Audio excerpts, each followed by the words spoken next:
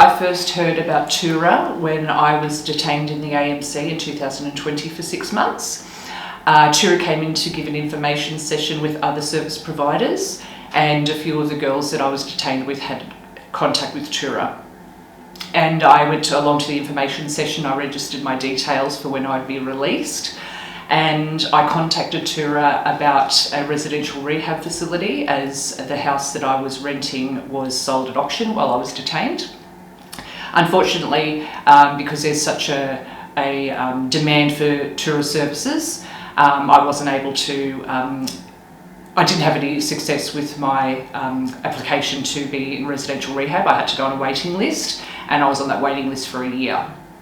I kept contacting Toora just to let them know my interest and that I was really serious about wanting help with my addiction to alcohol. And then I was finally given a place. I started doing the day program, which is an 8-week course on learning about strategies and tools on how to deal with addiction.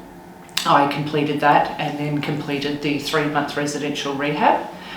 Back then we had a transition house called Marzena House, and I went to that house for another 3 months, and then left and went back into the community far too soon, and I relapsed. I contacted Toora as soon as I realised that I was in trouble, and they worked their guts out to get me back into the program, which I've completed successfully again. I'm just now waiting on housing, which Toora has assisted me with my application, my priority needs application. Again, waiting, but I'm very supported by Toora with this.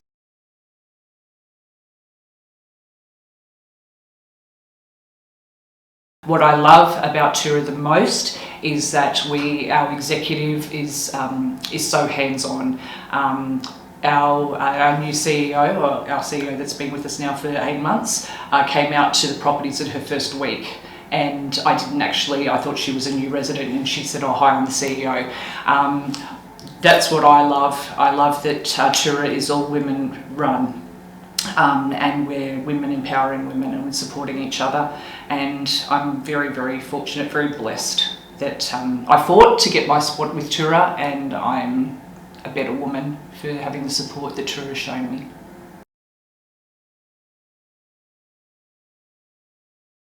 The day program offers a program 10 till 3, Monday, Tuesday, Wednesday, both residential and in community-based participants.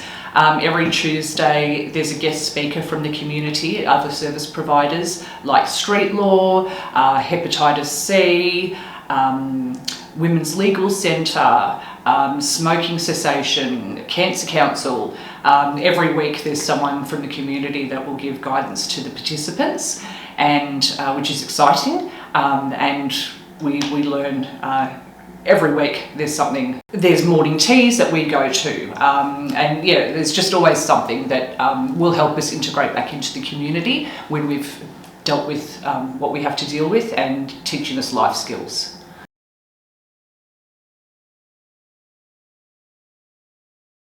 After the 8-week day program, I then have gone on to do weekly case management, weekly therapy called bowel place therapy, which deals with origin issues that can lead to things like addiction and misuse of substances.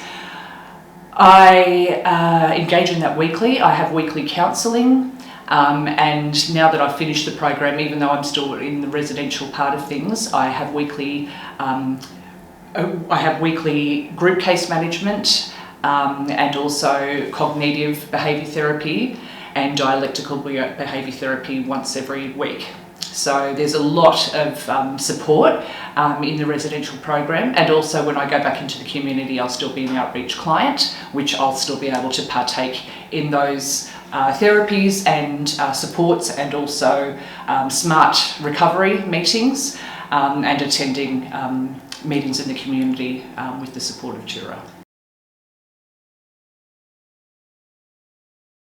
We need to be getting the message out there. There are a lot of women escaping domestic violence, and there's only some of those services are only offering immediate relief. I didn't expect my marriage to end like it did. I didn't start drinking until I was 36. And I didn't think I was a problematic drinker until my marriage broke up and I was a single mum with no support and a husband that just turned his back on me. So that was really, really difficult to navigate what it's like being a single mum and having 2 children on the autism spectrum, which is, hard again. Services, especially services for women, we need to be getting the message out there. There's addiction, there's homelessness, there's DV, there's just women that need more direction, hence why the day program is so successful. We need more housing. We desperately need more housing, residential housing like we've got. There's a big waiting list. Like I said, it took me a year to get in. I kept fighting for it though.